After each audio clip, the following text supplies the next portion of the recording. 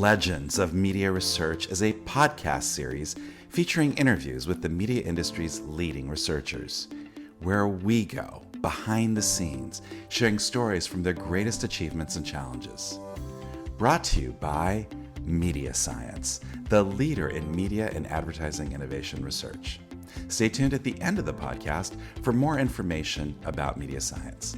But for now, I'm your host, Media Science CEO, Dr. Dwayne Veron. Welcome to another exciting episode of Legends of Media Research. We've got a great episode for you. Today, we're going to be talking to Paul Donato, who was the former Chief Research Officer at Nielsen, but this might come as a surprise for a lot of you. He was also one of the co-founders of Kantar. So there's a lot of exciting adventures you're going to hear about in today's episode. Paul, welcome to Legends of Media Research. Thank you for having me. Good to be here. Yeah, Paul, people don't know this about you, but you're a real adventurer. People think of you as like a geeky researcher, but actually you're a yachty, you're a pilot, you fly, you're a rock climber. You have a lot of adventure in you. I was a rock climber. I actually joined a rock gym about 6 years ago and decided I'm way too old for this now. I can't do this anymore. Well, in your youth, you were a rock climber. In fact, you kind of, when you finished your grad school, that's what you did for a while, right? That's what I did. I got married in the Gunks at New Paltz. I peeled off a 5'9" one day, wound up 30 stitches in my jaw. Then actually, that's why we're speaking. The peeling off a 5'9" and having to stop rock climbing for 6 months, I wound up going back to grad school, and the rest is history. That's why I'm in this industry. People also don't know that, you're talking about going back to grad school. That's because you don't have one master's degree, but you have two master's degrees. But one you kind of get by default on your way to a PhD, which I never finished. So that one was an easy one. And what were your... And both are in social science. One is quantitative, the other one is more theoretical. But if you think about what my career is, it's really applied sociology, measuring, social behavior, measuring television, measuring print. So you got your degrees, plural, and then you eventually, started this career in the industry. Where did you get your first job, kind of like in the industry? So I was working in the psychiatry department for a pretty well-known psychiatrist, Dr. Richard Green, and a co-worker of mine just finished his PhD in stat, Roland Sung. Some of the old timers will remember him because I wound up eventually hiring Roland. And I had a ton of respect for Roland. He was just super smart. And he started working at Arbitron. I don't know how that happened, but one day he asked me, "You want to go get a job?" And everybody said, "You'll never finish your PhD if you do this." But I wanted to do it, and I thought that Roland was kind of, a smart guy, and I wanted to work with Roland, so that's what I did. I left and went to Arbitron for a couple of years, and the rest is here I am now at the ARF. This was in the era where, I guess Arbitron was a heavy radio currency at the time, but was this when they were moving into TV as well, or does that come later? Absolutely, yeah, absolutely. They didn't have a national TV service. They did try to launch with the Passive People Meter, a national service, but that didn't really work. But they actually introduced meters to local market measurement, set meters to local market measurement, and then Nielsen followed. So some of the old timers in the industry, especially from agencies, will remember having to do Arbitron Nielsen comparagraphs in terms of the services that they were offered. So local television very much was a duopoly, not a monopoly. Yeah, what were those years at Arbitron like? Well, this would have been in the 80s. The sales meetings would have pictures of people in hot tubs together. This was sort of the phase transition from the Mad Men years to where we are now, where things just are not done anymore. So it was very competitive. Nielsen Arbitron, very competitive. They don't have sales meetings like that anymore. And I was new to the industry, so I'm not sure that I was sort of all of that aware. I remember my first ARF conference was 1983. I was at Arbitron. And those are the days where those conferences had about, Mike Naples was chairman, had about 1,500 people in the major conference. There were no other conferences around, basically. Now everything is so fragmented. The ARF is competing with Qualtrics of all things, for conference attendance. But back then, ARF was the place and the only place. And so it's kind of fun to sort of finish up a career here. And what did you do when you were at Arbitron? My job title was senior statistician. This was it was the weighting project basically, and jackknife replication, so estimating variances of numbers.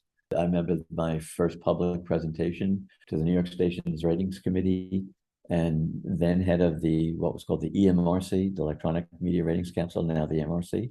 John Dimling was the head, who then subsequently would become CEO of Nielsen. And basically, what we had to do was to represent to the New York and other television stations. We had done the science behind the weighting procedures that Arbitron was about to implement.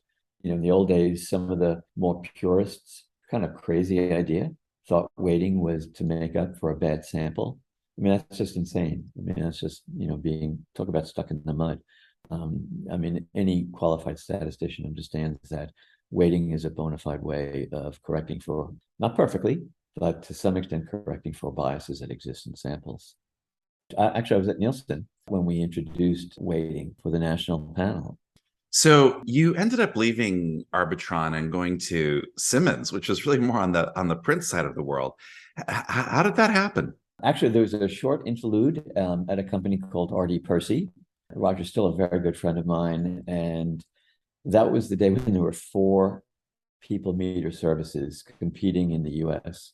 There was AGB, there was Arbitron, there was Nielsen, and then RD, the smallest of them. Percy closed. We were about to be bought by McGraw-Hill. That didn't happen, but McGraw-Hill did hire me as a consultant. I worked for K. Knight Clark, who was head of strategy research and a good part of McGraw-Hill.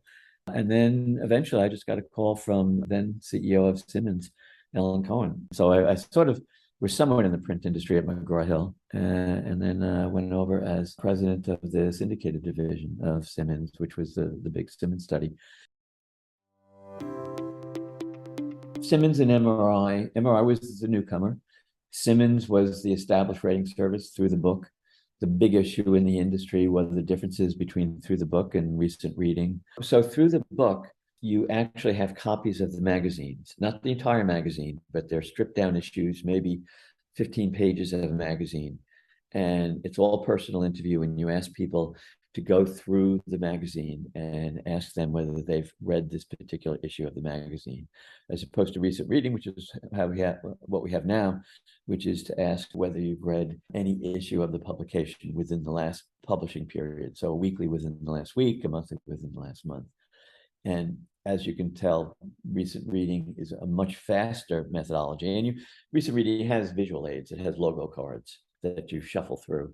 But it's a much faster methodology than actually having people look at a copy of the magazine, even though the magazine is stripped down to about 10 pages. Sort of hallmark studies, seminal studies back then was Dick Lysacker doing work on recent reading versus through the book.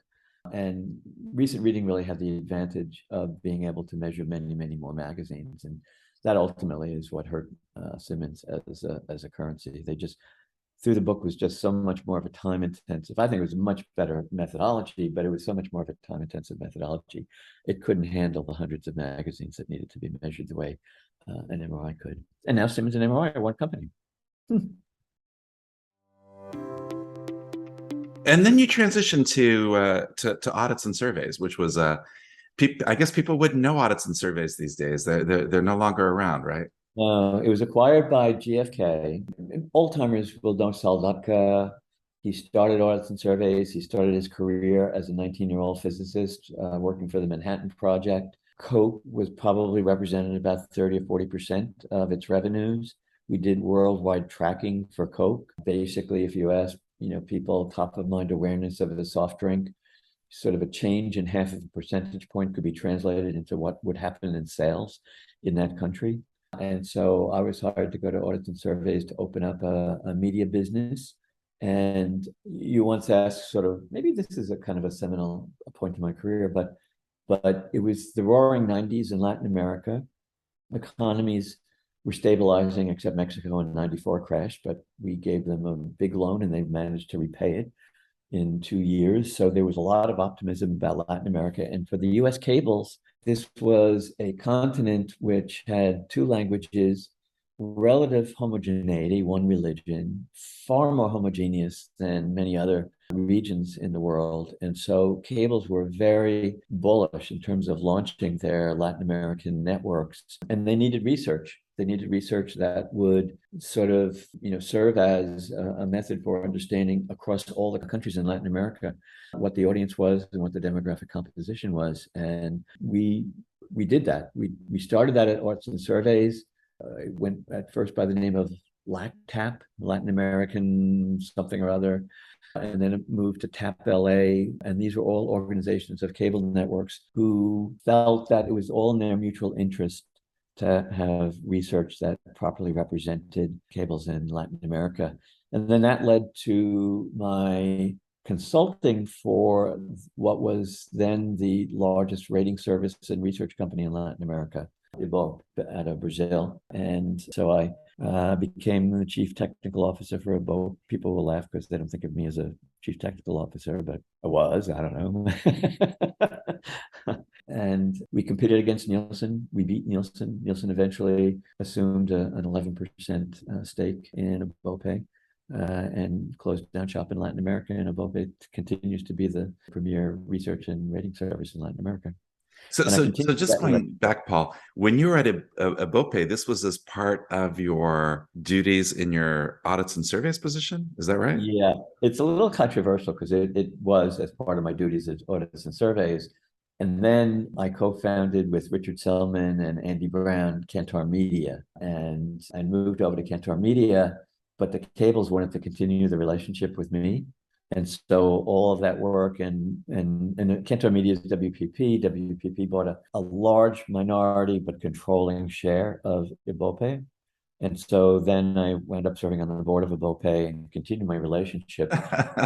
This is pretty complicated. Yeah. You were working with Ibope as part of your audits and service, and then you were working at Ibope as part of your Kantar duties. We had a good relationship with the cables, and they followed me to Kantar. And so then at Kantar... Did you speak Spanish? Did you speak Spanish, Paul? Poorly. Disculpe. Mi español no es muy bueno. Necesito más estudios. I would start every presentation with that and then quickly transfer to English. And most of the people in the business world in South America speak English. So it's actually more taxis that you needed to speak Spanish for than most business meetings that you're in. And most South Americans can sort of kind of speak Portuguese. I mean, they can speak to Brazilians. I never could do Portuguese very well at all. I mean, I could kind of get by in Spanish, but fala um pouco português. Obrigado. Anyway, it was a lot of fun. It was the roaring 90s, and the cable shows in Argentina, Coronados. I mean, they were like car shows from the 60s. I mean, in every way. It was a lot of fun. And then when I went to Kantar, it's a British company. And so, kind of the empire, the world is still their empire. And so, that's the way they looked at things. And so it just, every workday ended somewhere in a pub in some country in the world. I think, as I told you, I'd been to Ireland 5 times, only for business, and every meeting was in a pub. I mean, how did the whole co-founding of Kantar come about? There were 3 of you, right? Who were the co-founders? Richard Silman, myself, and Andy Brown. I think I left first to go to Nielsen. Then Richard would leave, and Andy became CEO. There was an SMR conference in Edinburgh, and Phil Bernard, who was chairman of, I believe, Kantar overall, met me there and asked me would I be interested in joining WPP. And, we talked a little bit about South America and Ibope, and he let me know that there's an interest in South America. So I said, yeah. There were a couple of MRBs. So Simmons used to be called Simmons Market Research Bureau. BMRB is British Market Research Bureau. IMRB was Indian Market Research Bureau. A number of they've all probably changed their names, except BMRB still has its name. but it was a collection of companies, not all of which were owned by WPP, but they were kind of cousin companies. They went with the same name.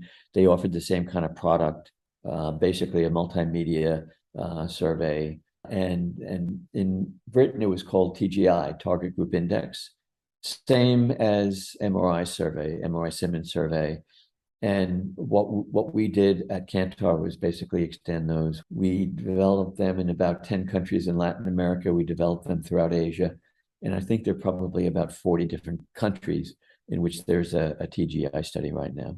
Since we started it, it's grown. It was a few $100 million in revenue. And I don't know what the numbers are today, but I'm sure it's probably close to $1 billion in revenue today.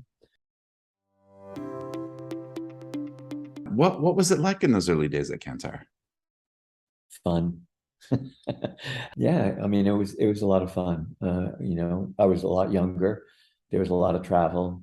We were building things. It was a lot of fun. It was somewhat exotic. And even like the US cables, there would be 35-year-olds working for a cable company, offered a position as CEO of a Latin American cable network. They were young enough to deal with that kind of travel. It was career building. It was a time where there was a lot of optimism that Latin America was going to grow and really could serve as a very homogeneous market. But of course, Kantar being WPP owned, did that create problems for you all as you came to market in terms of, the other ad conglomerates? People actually raised that issue somehow or another because WPP was one of the biggest advertising holding companies in the world, if not the biggest at the time. And they had research companies that basically were producing ratings throughout the world.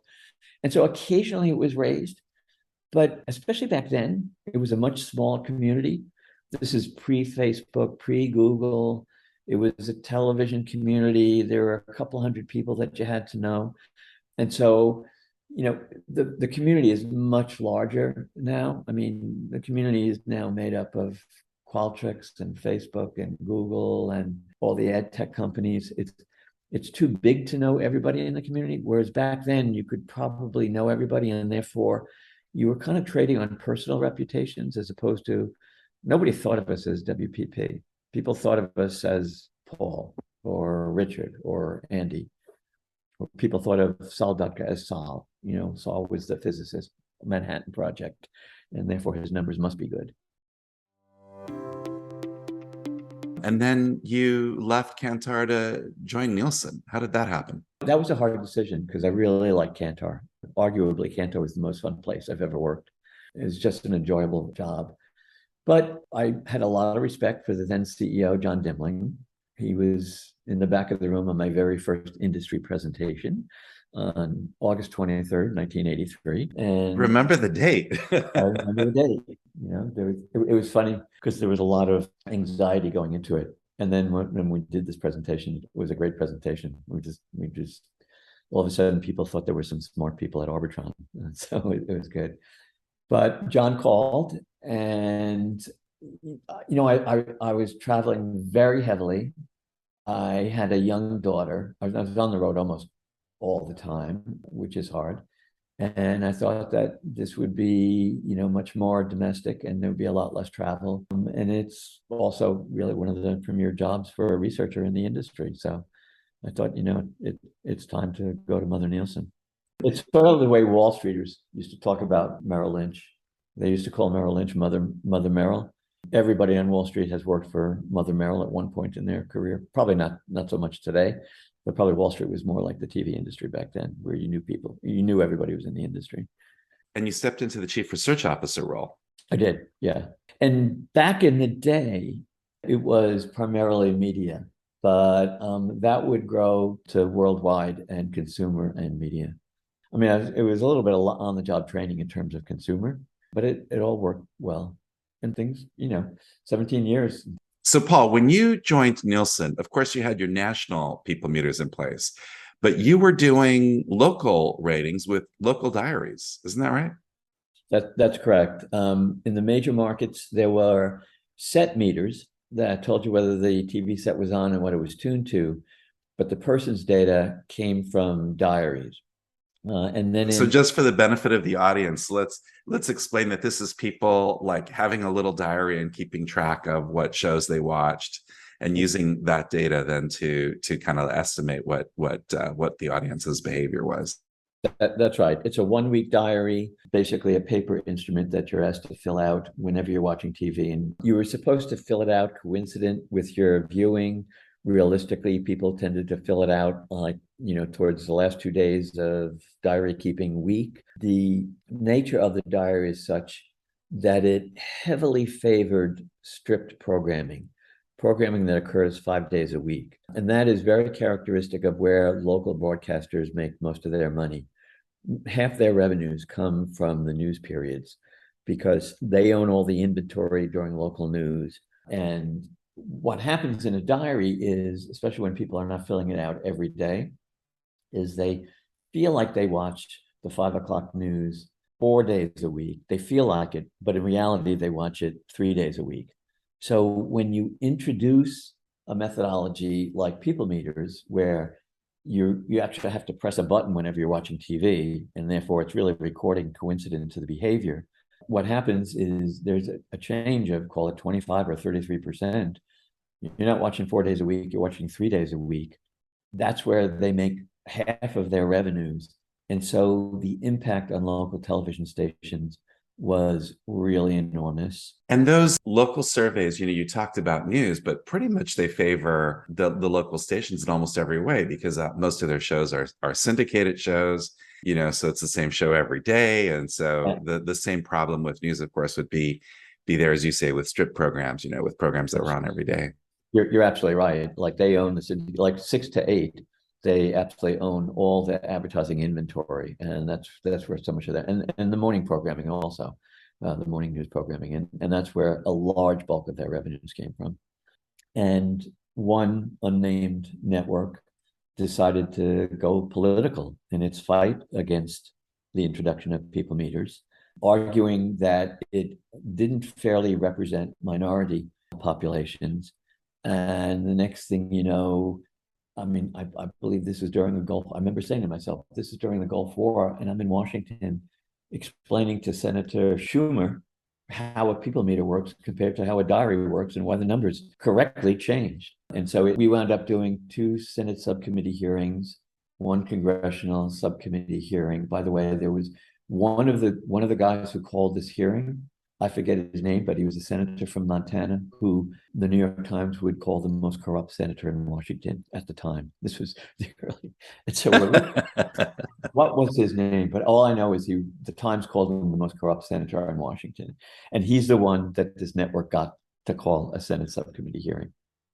We were like, well, this is something we've never done before. All of a sudden now Nielsen started pulling together advisory groups representing senior leaders in the multicultural world, many of whom were either ministers or leaders or celebrities, but all of whom were very influential in the multicultural world. And we just got very much more sophisticated in terms of dealing with issues like that and dealing with politics and politicians.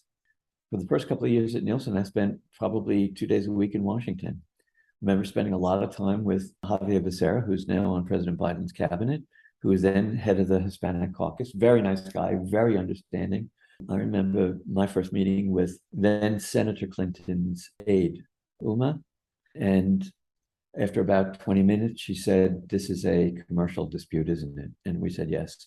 And she's a smart woman. She's in the press now quite a bit, but she dismissed the whole thing after 20 minutes of meeting with us. So that's what we did. We spent 2 days a week in Washington, just walking the halls, talking to congresspersons, senators, about what this was all about. And that, yes, we understand that this was tough for stations to handle, but it does represent a more accurate measurement. Paul, there's constantly talk in the market about new currencies. People are always quick to hope or aspire to something being a new currency. Currencies are fairly complex beasts, though, to get off the ground. Maybe you could talk a little bit, based on your experience about currencies, and especially common currencies. Sure. So I started my career, there were 2 currencies in local. There was Arbitron and Nielsen. And many of the old timers remember doing comparagraphs about the two services. And the nature, I guess most economists would say a currency is hate to use the word, but a natural monopoly, because it's sort of an agreed upon valuation, but both the buyer and seller agrees upon. This is a little bit different. Arbitron and Nielsen were doing exactly the same thing, producing just pure audience ratings. A lot of the new currencies started out as people doing attribution. In fact, many of them only really were evaluating ads, not programs, and then discovered they had data. They had set-top box data or automatic content recognition, Visio data that could serve as a measurement of audience. So this is a little bit different in that many of them are still providing those other services like attribution. I don't know where all of this will go. I will say, as an example, NBC was successful probably 12 years ago, offering as a secondary guarantee IAG data. I don't know if you remember that company, but IAG did telephone research on yesterday viewing and whether or not you remembered the ads. So it was ad awareness. That was basically a secondary currency. It didn't affect Nielsen or Nielsen use of Nielsen at all, or use of ComScore at all. And of course, today, realistically, you could say that we have a duopoly, ComScore and Nielsen. And then there are a number of other secondary currencies that started more on the attribution side. It's pretty hard to predict the future. It'd be easier if the services were offering exactly the same as Nielsen and nothing but the same as Nielsen, but very often they're offering additional advertising services. So And I guess what makes it so complex is the fact that, that this idea that there has to be mutual agreement on the value exchange, that, for it to truly be a common currency, both parties kind of have to agree that the measure is measuring what you think it's measuring and not measuring something else. And it makes it hard for there to be multiple currencies, certainly for the same, in the same arena, because the numbers often won't match. And so it just creates a lot of confusion in the marketplace when you have multiple currencies. And so that tends to gravitate the market to a single common currency. That was the problem with Arbitron and Nielsen, in that a station would buy and use whichever one they look better in. And it became a problem for agencies. So, you're absolutely right. I guess, as I said, the difference here is they're not identical services. And in some ways, a service that's providing attribution and being able to say that their estimate of the audience size is reasonably consistent with what the primary currency is a validation of their attribution work at the same time. Was it hard for you in all those years at Nielsen? I mean, as this quasi-natural monopoly, people constantly diss Nielsen. I mean, it's a constant refrain. You weren't always the most popular guy in the room. What was that like for you in your career? It was okay. I'm Dave Poltrack very kindly said that there were two Nielsens. There was Paul Donato's Nielsen, and then there was Nielsen. And so, I mean, that was a very kind statement for him to make. Yeah, I remember during the height of the People Meter Wars, this was almost bizarre. It was a meeting of the MRC. There were about 45 people in the room, and they had a chair in the middle of the room, and it was like a whole big circle of people, 45 people, and then a chair. And I'm sitting in a chair in the middle of the room. And I just thought visually, this seems very, very strange. Did they pass out tomatoes? I don't, I don't know. I think you need to be able to, understand you are putting out numbers that affect people's bonuses. And so it just comes with the territory, and you can't react. You can't go over the deep end. You have to realize that you're having consequence in people's lives, and you do the best you can. And so it was fine. I don't know. I during the People Meter Wars, I don't know if we spoke about this, but Nielsen did I think a really good job of inviting advisors, senior leaders from the multicultural communities. And so I got to meet a lot of people that I never would have met otherwise. And for a quantitative sociologist, it was very enriching to sort of have all of these experiences and meet all of these people who otherwise I probably never would have met.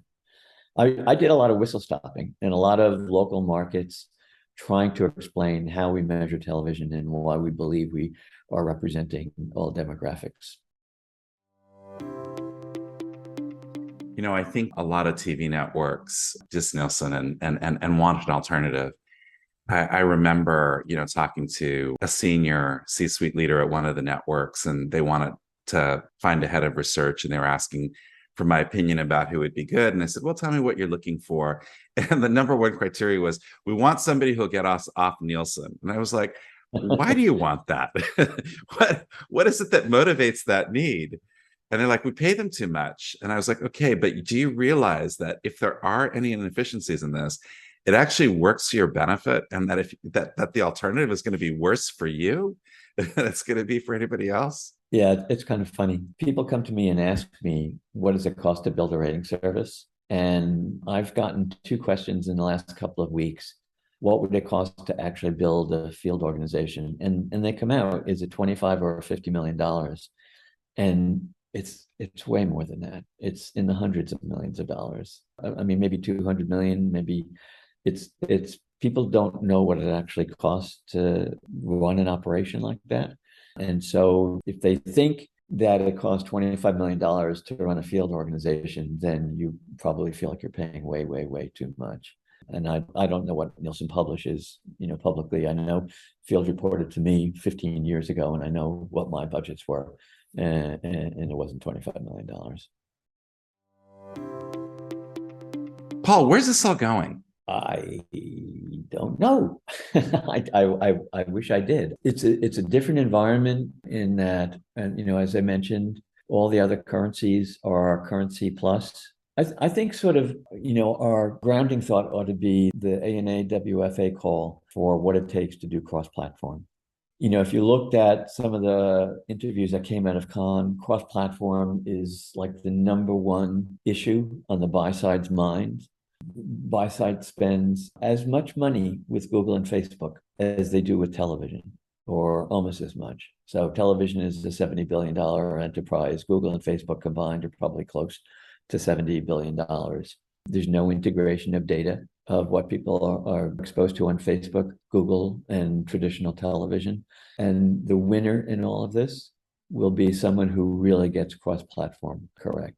I think that's where it's going. It doesn't mean that if you've got 30 million set-top box and Vizio households that you're not going to make. I don't know if there's going to be 9 multiple currencies or 8 multiple currencies, but I think as long as you've got something differentiating like attribution and something like that, that there will be additional.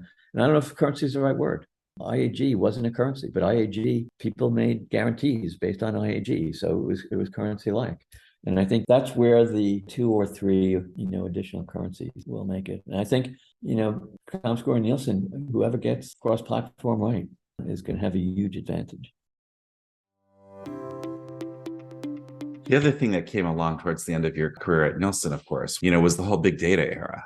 People saying, why should we go with a company like Nielsen, which is, measuring, 10,000 plus? Instead, why don't we go with companies that are measuring millions plus? What was the advent of big data like for you at Nielsen? Well, Nielsen has always been called a fast follower. They weren't the first with people meters, but they were fast followers with people meters. They certainly weren't the first with big data. They're trying to follow fast right now. The other thing is that a lot of, the MVPDs had a rate card that had 2 prices. There was the Nielsen price and there was everybody else's price. And they knew that everybody else couldn't afford a tenth of what Nielsen might be able to afford. I was working with big data 10 years ago. We had direct, I forget what it was, direct or dish data 10 years ago. And it never made it into the currency. I don't know why. I left Nielsen 5 years ago. So, but obviously big data is part of their plans right now. They just published for not for currency, but for evaluation, not for transaction, their first big data, and obviously have plans of integrating it as part of the currency. And that's what the WFA plan calls for: a bona fide panel, which Nielsen has probably the highest quality panel out there, and then big data. and big data is biased. Use the panel to correct for biases in big data. Panels don't have the same, it's not possible to have a sample size capable of dealing with today's fragmentation, but that's why you use big data. So you tamp down the variance with big data, you correct for biases with panels. Well, the reason we need a panel is there's a pretty big debate over whether set-top box data or ACR data is like Vizio data. It's smart TV data, automatic content recognition. So Vizio knows, what stations you're tuned to, what networks you're tuned to. There's a big debate over which one is more accurate. There are limitations to both. With respect to set-top box data, if you have a Frontier, if you have Comcast, it's a limited geographic footprint. And therefore, it comes with the biases associated with a limited geography and all the demographics and consumer trends that go with that. Also, set-top box data, typically, it's not uncommon for the set-top box to be on, but the TV set is off. I've heard people who are using it say that they wind up tossing 50% of the tuning minutes because if there's been no channel change or no activity coming across for over 2 hours, they're assuming that the set-top box is on, but the TV set is off. ACR, Vizio data, as an example. And now there's some others. I think LG is about to provide its data to some of the new currencies. It is also limited in that Samsung is the largest OEM. I don't believe Samsung shares its data. 30% of the TV sets out there are Samsung. Samsung has its own ad network. About 15% of the TVs out there are Vizio. Vizio is a less expensive television and therefore has biases associated with the demographics. And that's also a smart TV, which means when you turn the TV set on, you also have Netflix icons on your screen and Amazon Prime icons on your screen. And therefore, how do you measure how viewing on that television is different from, an 8-year-old Sony TV, which is not a smart TV. And that's why a panel is necessary. What big data does bring is stability in that once you have millions of households, and the typical new currency has anywhere from about 10 to about 30 million. I think ComScore actually has the most. They have about 35 million households, which started with Rentrack. And all the others are kind of catching up. Almost everybody has Vizio through Inkscape, which is a business that Vizio set up to basically sell its data, to process and sell its data. So most of those companies have about 20 million households. I think it's kind of funny when people talk about Nielsen's response rate of 30%. And 30% is not where it used to be. It used to be in the 40s. But if you have 20 million households, you're dealing with de facto a 15% response rate. And so there needs to be mechanisms for correcting biases in panels, and there needs to be mechanisms for correcting biases in big data sets. So, Paul, you left Nielsen, you retired from Nielsen. How did you end up back in the industry at the ARF?